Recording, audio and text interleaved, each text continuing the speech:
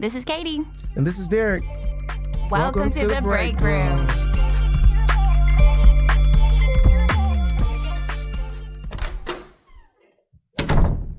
Welcome back to the break room, everyone. It's Katie Kinder. I have got some rock star educators sitting at this table with me. I want you to go around and tell me your name and what you teach and something about teaching that makes it special for you. Go ahead, Mr. Factory. All right, my name is Jermaine Factory. Teach at Moon Middle School, teach 6th grade math. The thing that makes, well, first of all, I need to say this. Let's hear it. I'm a third generation educator. Nice. My grandparents, they all were in education. Both of my parents were in education. And now, I guess I'm in education now, but for 3 years, it was just something, in the beginning, I did not want to do because I just saw the climate in education and how it was going. And I just didn't like the appearance of it. But when given the opportunity, I went ahead and did it. And I could see why my parents and my grandparents stayed in it so long. Ooh, who's following that? Go ahead, Queen Bell. Yes, I will. My name is Miss Bell, and right now I'm an instructional coach in the community. People call me Queen Bell. Queen Bell. Ooh, Queen! So I entered education because one of my own children was having problems. So I went to see, what is the problem of education? How come this teacher can't teach my son? So when I went, I started playing with the children and, it was just magic from there. I started playing. I did organized play in college on the playground because I had children in college. Actually, I had a child in high school and took him to college. So when I found out how barbaric children can be when they're not watched, I started setting up play dates with the whole apartment complex, and we did some organized play. So people kept saying, oh, my God, you'd be a good teacher. You need to go into education. So I was taking zoology, and yes, Lord, I was flunking. Was that Dr. Drain at Langston? No, I was at NSU. Oh, okay, my fault. But listen, so She said, thank you, Lord, I was flunking. So I went to the little education department and enrolled in one of the classes. Y'all, it was so easy. I said, dang, I don't even have to study. And look at you. How many years ago was that? Shoot, over 30. Nice. And here you are. That's awesome. But children are easy. So once I learned that they just need redirection, it was it. It was it for me. I liked it. I started off in pre-K. And, they're easy to convince to do whatever you need them to do. What's different about middle school? Whew. We're sitting here with middle school teachers, my friends. Well, middle school, just in my little bitty opinion, needs a redo because I feel like we allow them to be as crazy as they want to be or need to be. I don't know if they really need to be that crazy, but yeah, that's just a crazy time. It's hard for them. They're more difficult than pre-Kers. They are. I think they need to be like, we need to have a house. But think about this, though. Think about, just one, hormonal changes. Two. Yeah, take up. I'm not trying to take away from you. I'm serious because you need your spotlight. But see, the thing is, we've gone through this thing with the virus and all that, to where we were doing virtual teaching and all of that. So they were at home for a long time with their parents, and so of course, being home with your parents, you're supposed to be able to get that direction and stuff like that. But sometimes you're not. Sometimes things are hard at home or harder at home than it even is at school. Mm-hmm. So when you get back to the school construct of things, to where things are supposed to be in order, in place, it hadn't been like that for a long time. Mm-hmm. So now that they're having to deal with a whole lot different than what they're used to, and then when their friends are around, it's the same thing that comes with what they've been given at home. So it becomes more difficult to follow those rules and those instructions and all those things that we've been doing that we've been doing in education for so long. So I just think that that's been a big part of it just as well. Yeah, you and many other people. I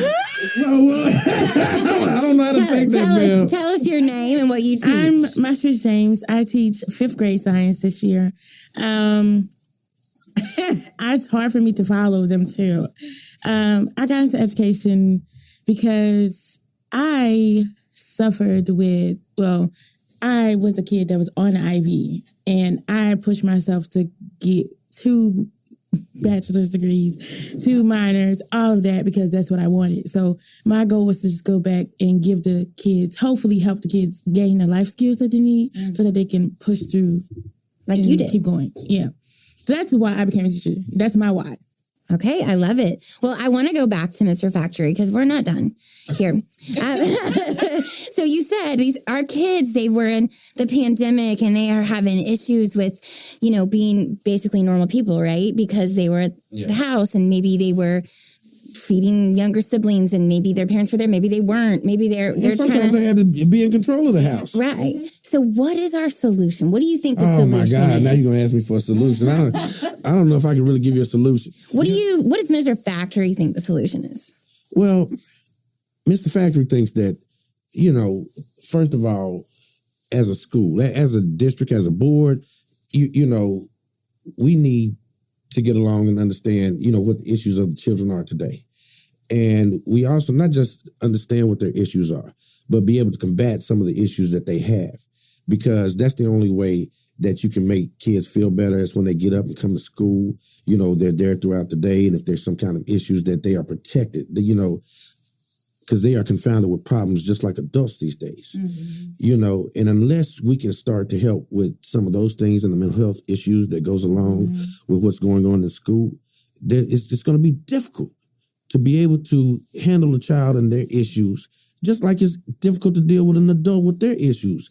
Yeah. And it's even more difficult with kids because they have a range of emotions that they can't deal with. They haven't learned to deal with them. Well, that prefrontal cortex is not fully developed, so they don't know. Sometimes I feel like mine's not. Yours might not be.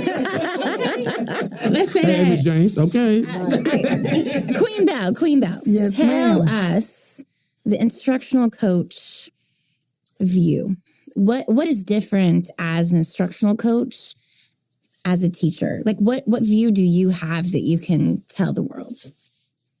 Well, this is my first year being an instructional coach, and it is an eye-opener because I am the eyes of the building. I'm walking into classrooms, walking down the hallway, and I can clearly see all of the gaps.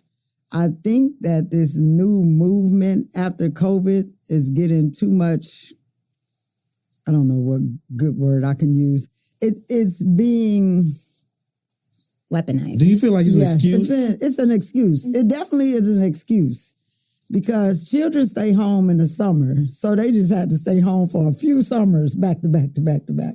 So I don't think that they got too far away from learning because they are learning things. They're just not learning what we want them to learn. They're learning adult things at a lot earlier age than we were. So from my eyes, what I see is us saying, that COVID happened and as a result, all of these problems came. But as a community of educators, we're trying to do the same thing that we did before COVID. You absolutely can't have the same tactics and expect something better to happen. And the way that the problems are solved, like now they're hiring in counselors and grief counselors, crisis counselors. They have all of these people set up for this one-on-one situation when those tactics need to be abroad. They need to be spread abroad. We don't need to say, oh, this baby is having mental problems. No, this whole building is having mental problems. So we need a mental problems program that's for everybody, the children and grown-ups alike. Because I see the COVID grown-ups too. Do you think that the teachers and the adults in the building are lacking training on that specific topic, like mental health? Oh, yes. I was a mental health case manager before I even became a teacher. So that's why because when you're doing mental health, you're teaching life skills. So me going into homes, teaching kids how to handle their emotions, how to say, this is what made me angry. and how can I do this in life to help me make better decisions? So that's why ultimately that carried over into me in the classroom. So I say my goal is to teach you life skills. So sometimes we may not even get to the science. And that's okay.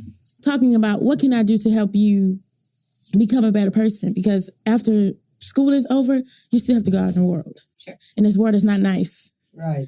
And that's my goal, is to help you with life skills, no matter what.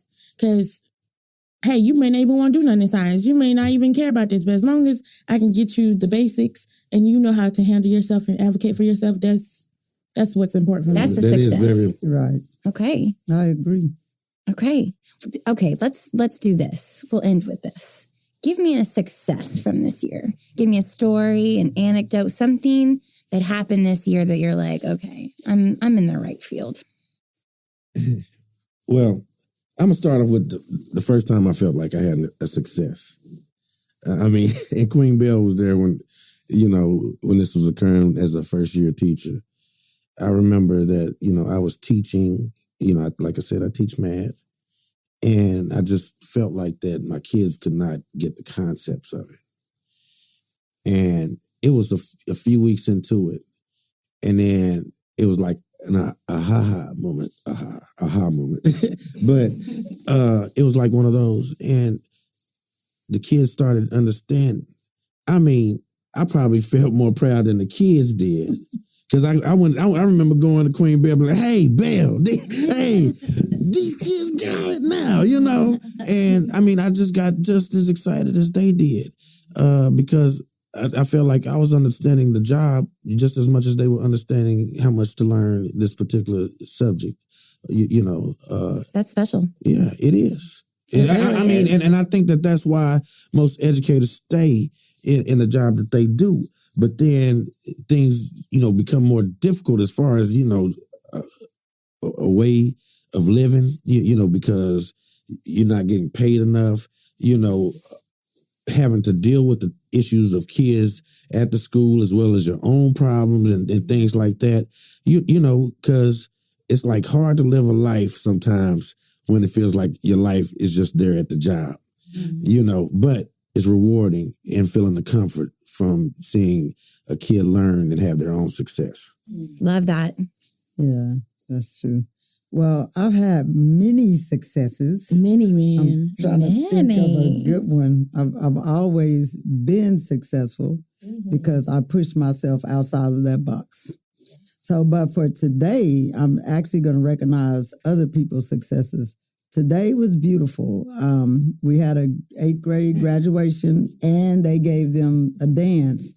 But during the graduation, I had to run and get my daughter. So on the way back, I'm coming up over our little hill and I see this like sea of cars. They were couldn't find all the parents couldn't find a parking spot. It made me feel so good. And then when I go back in the building, I just see all of these people. And I tend to look for people's potential so I can see your potential even if you can't see it. That's a gift that I've been given. So I'm passing all these people and I'm just thinking, man, this is where the magic starts. If we can just harness this energy right here and at least do that 4 times a year to start, just pack the house out and make the parents proud. It was really and the cool. children, because when you do that, when you do events like that, they will step up to the plate. We've done so many great things. We did a little mini expo of the Tulsa's Wall Street. And we just recreated it within the school. We took a whole end of a hall, several classrooms. All of our children made businesses. 2 of our children got on the news. Yes, we even they did a did. Shark Tank at the end. So, that's really cool. They Do you have really pictures and can. videos of that? That's really cool. We want to Yes. see them. The children can step up to the plate if you command it out of them. So when we talk about when we talk about COVID and stuff, sometimes I think it's just an excuse because if you make it child-centered and they accept the task, they're going to do it. So I just think we need to do more of not feeling sorry for ourselves as a people Exactly. and just like showcase those children. You have to showcase them to get that self-esteem up. And once you get the self-esteem up, they're pretty much going to start learning on their own. Everything. Well, and having high expectations for our kids, that is doing what's best for them. Yes. That is loving them. And I say that all the time. Okay, tell us your success. Oh, my success for this year.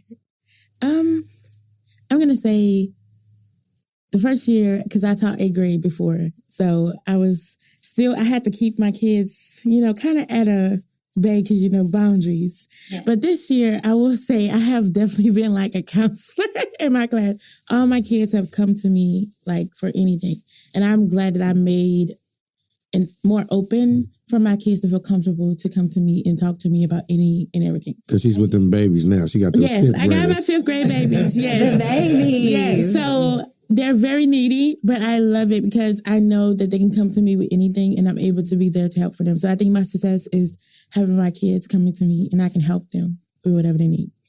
My gosh, this was awesome. I loved having you guys here today in the break room. The break room is where you can come to get all the tea, and it's where you can come to. We have a cry couch in the break room if you need to cry. And so we want you guys to come back to the break room. And we love you guys. To speak and to cry. Mr. Factory's been over here. Leave it up to Mr. Moon. Mr. Moon. I am Mr. Moon if y'all didn't know it. I would definitely love to come back. This is cool. It's fun. It's fun. Thank you guys. That was fun.